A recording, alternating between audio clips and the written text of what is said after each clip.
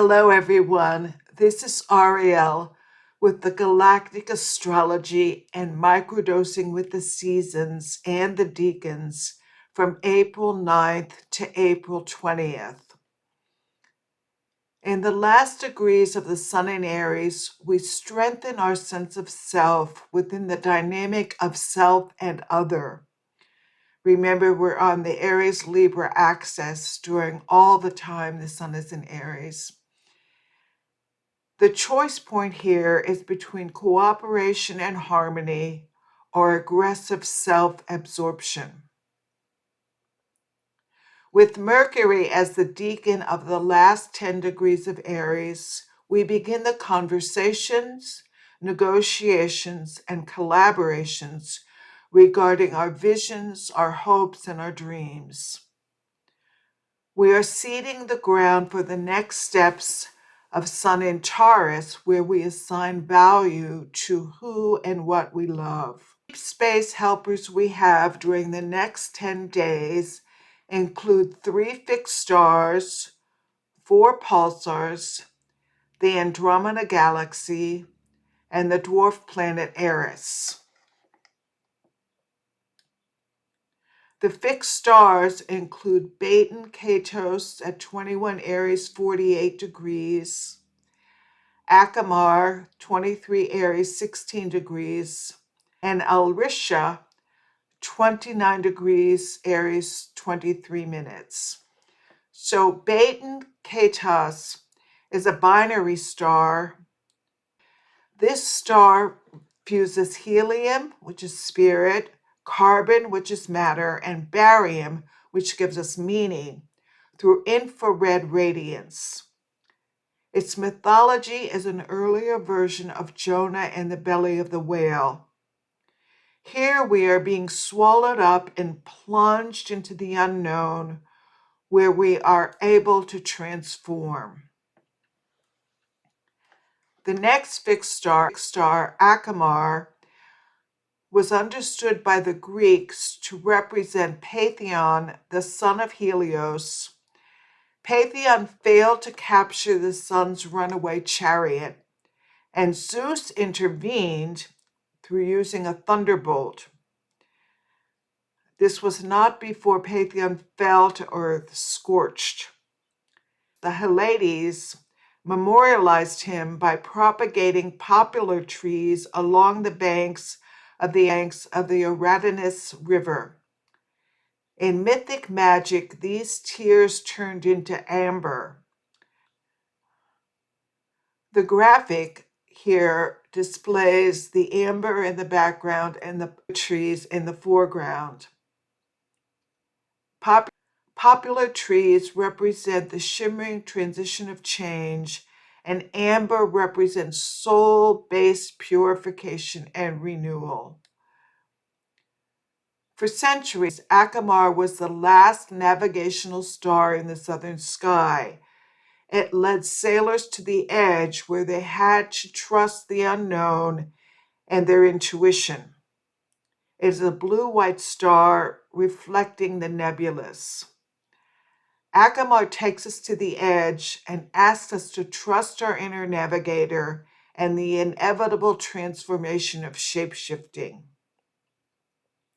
The last fixed star during this 10-day period is Alarisha, and its name means knot.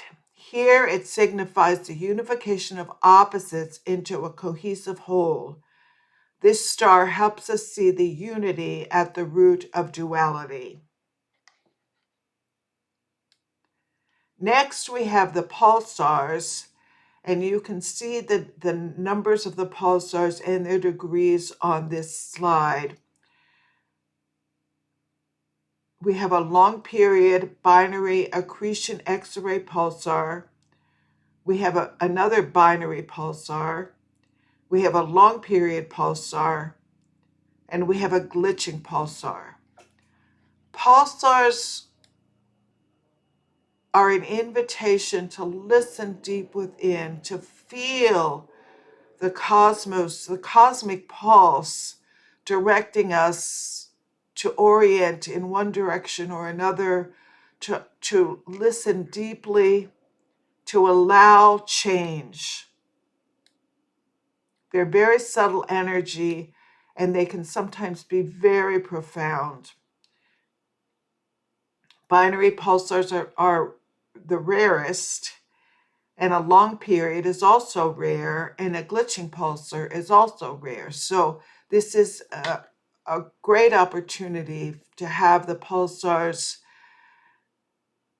inform us through very subtle, deep listening. And next, we have the dwarf planet Aries at 25 Aries 12. There's a lot of information currently available about Aries, and essentially it means fierce feminine justice that's based on truth. And next we have the Andromeda galaxy that is home to many people these days, very familiar. And at 27 Aries 50, it is a barred spiral galaxy of 1 trillion stars. It spans 220,000 light years. It has many parts, including Meso 31 and Meso 32, and they encompass a massive region of space. Andromeda offers us a special gift as it's a bridge on the continuum of past, present, and future. Andromeda is one of those rare galaxies that approaches us in blue shift, in contrast to what most cosmic bodies do, recede in redshift.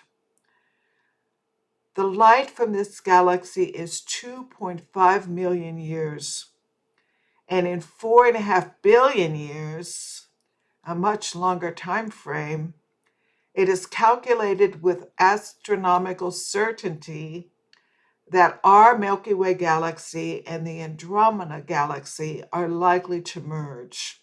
Work with deep space, particularly the galaxies, I perceive that some of the trauma and the grief that we experience today come from experiences we've had before embodying human form. These long time frames of millions of years ago. I cannot prove this, however, on an experiential level, this time-light resonates through empathic vibrational frequency. As we expand our consciousness, it seems our memory expands as well. Andromeda, then, can represent our deep history and our far distant future. The galaxy bridges a continuum of unity consciousness that we are growing into.